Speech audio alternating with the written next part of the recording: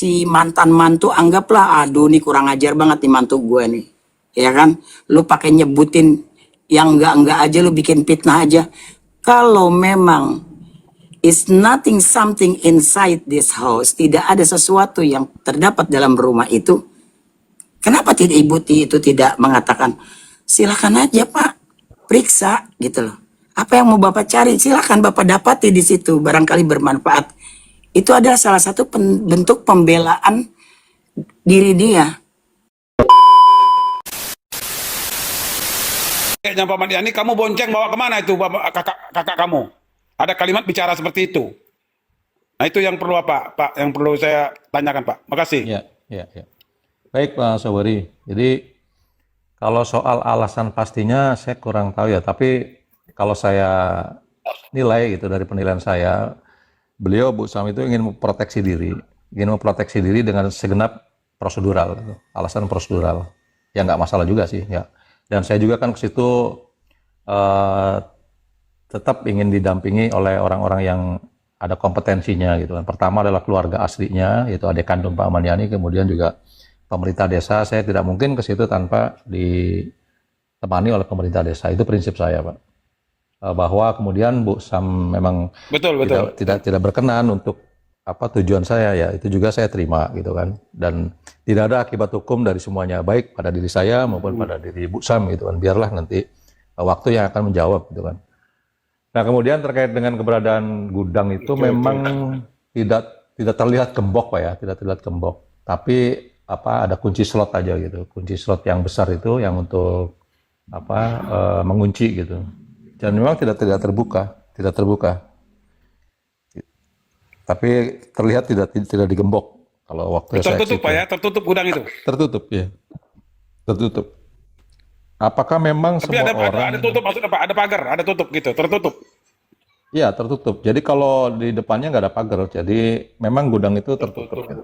Kalau di depannya saya itu di video itu jalan itu ya sampai di situ area terbukanya gitu. Selebihnya itu tertutup. Gitu Pak. Kemudian yang ini ya, yang ketiga terkait dengan ini. Iya nggak bisa lihat dari luar. Ada benda di dalam nggak bisa lihat dari luar ya, karena ada tutup ya. Iya nggak bisa terlihat.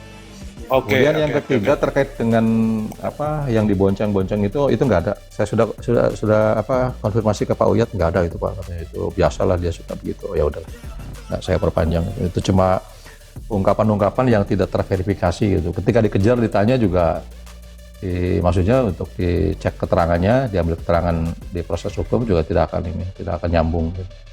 Tidak ada peristiwa bonceng-boncengan itu, dan itu kan sepertinya untuk mengalihkan aja bahwa kamu kan tahu gitu. Jadi seolah-olah memang dari awal juga pemikiran dari mantan istrinya itu Pak Ahmad Yani disembunyikan gitu kan oleh keluarganya. Itu udah termindset sudah lama gitu di benak pemikiran mantan istri Pak Ahmad Yani.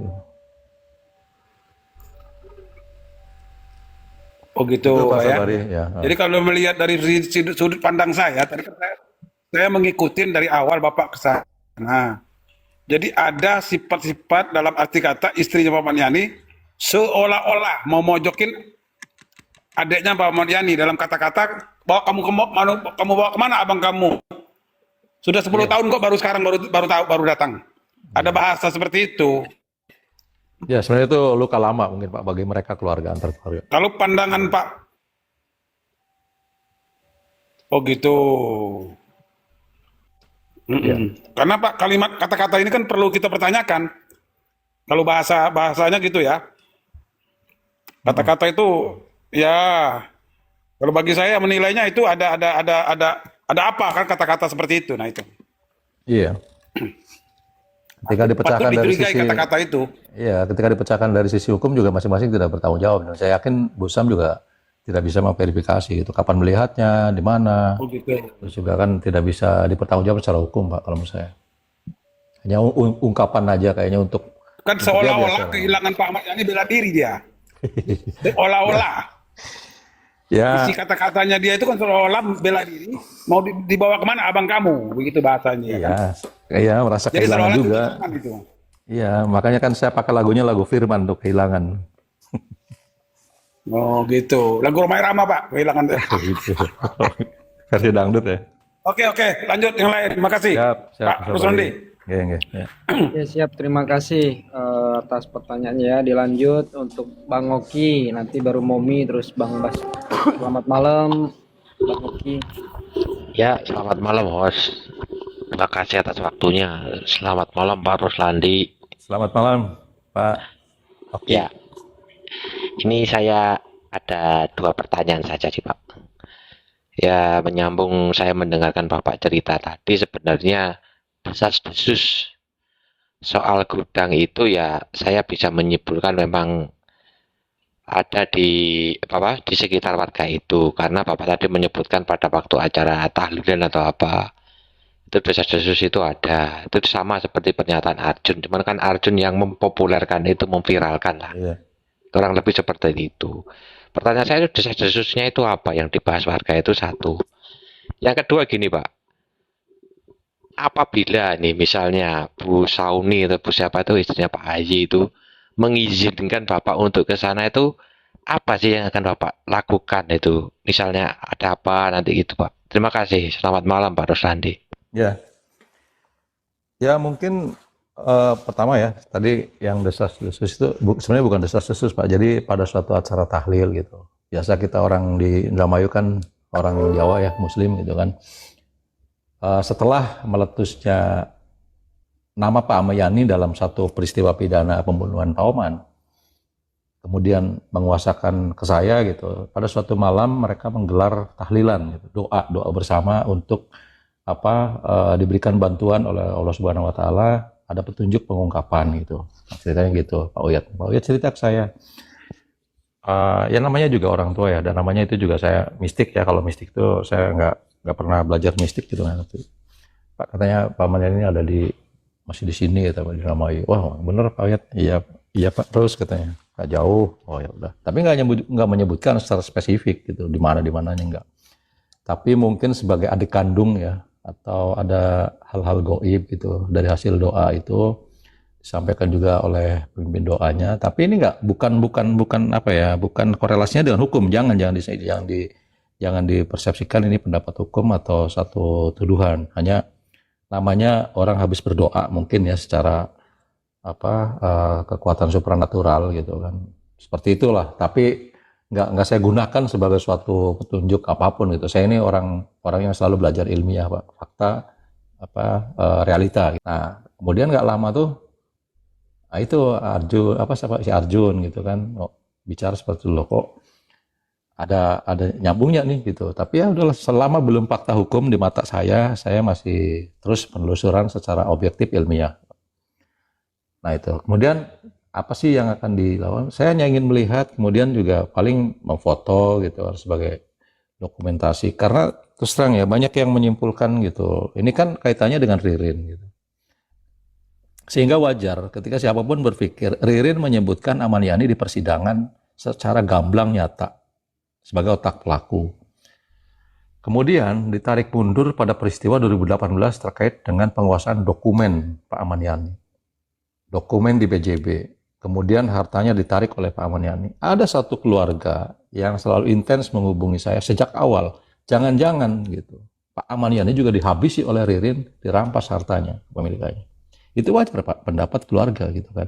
Tapi lagi-lagi saya sebagai orang hukum tidak boleh meyakini itu sebagai suatu petunjuk hukum gitu. Tetap harus saya buktikan secara ilmiah gitu, saintifik.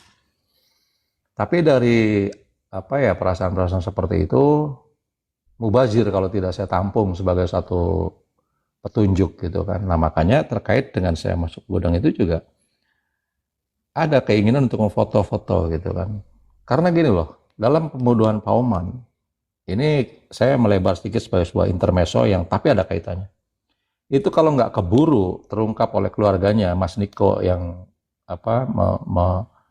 menemukan jasad itu udah ada persiapan dicor gitu menurut Priok. Di semen itu, kelimanya itu. Ada pemikiran itu. Jadi wajarlah kalau urusan persemenan gitu dalam kasus-kasus begini, apalagi ya udah ada cangkul gitu kan, terbukti udah ada pasir gitu. Tinggal beli semen 2 kilo cukup, atau 5 kilo. Nah, akhirnya berkembanglah pemikiran-pemikiran ini sebagai satu pemikiran yang liar, tapi ada keterkaitannya gitu, sehingga wajar.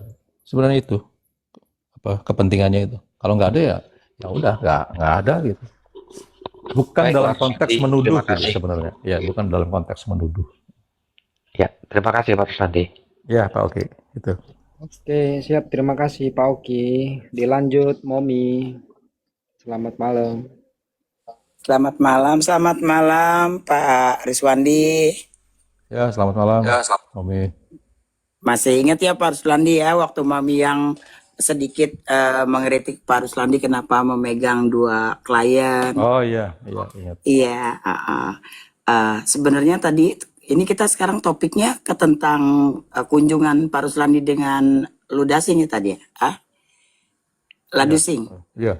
Iya, satu nggak apa-apa ya kalau Mimi agak sedikit panjang kali lebar ya Pak ya.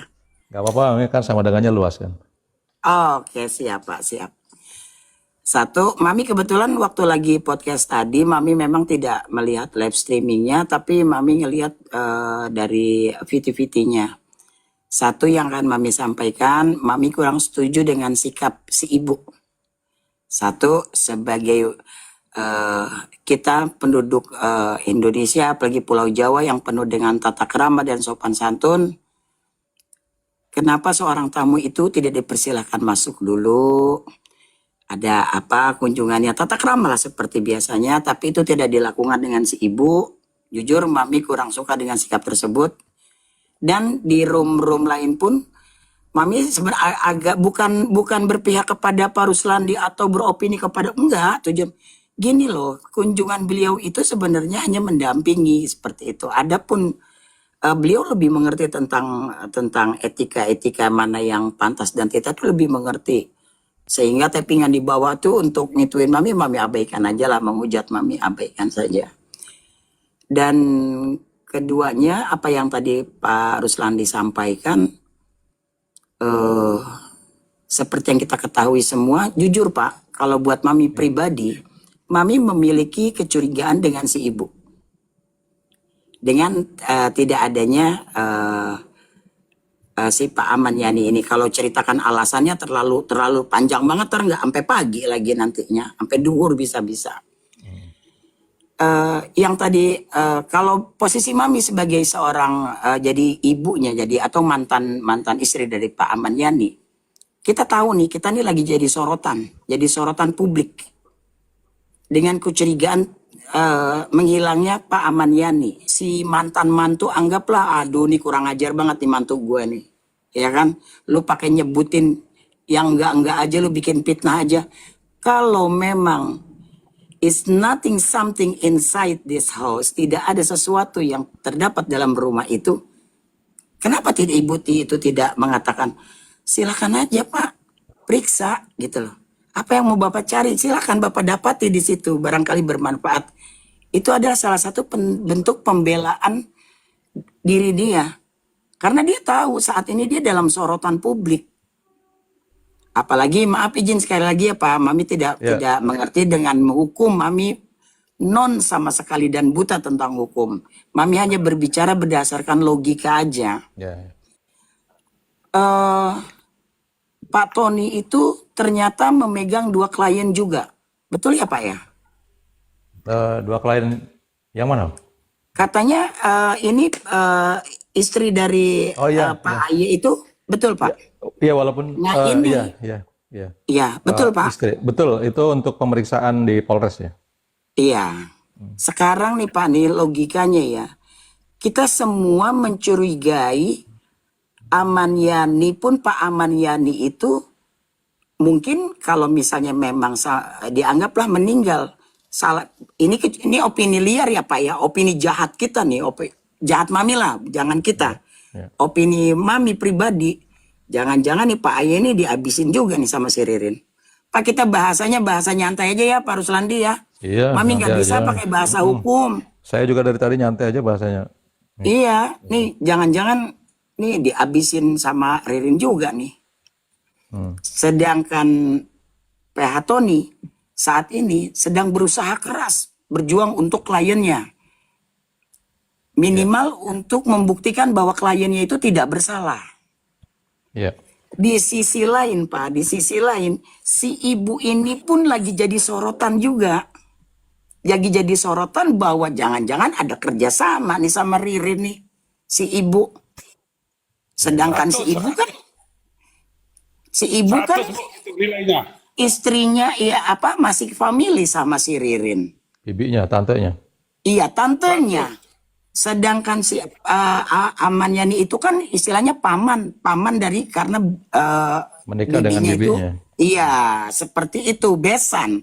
Hitungannya ya. besan. Ya, misal. Nah, jadi opini liar Mami, fair aja Mami sih. Kalau Mami pengen di-tag silahkan aja.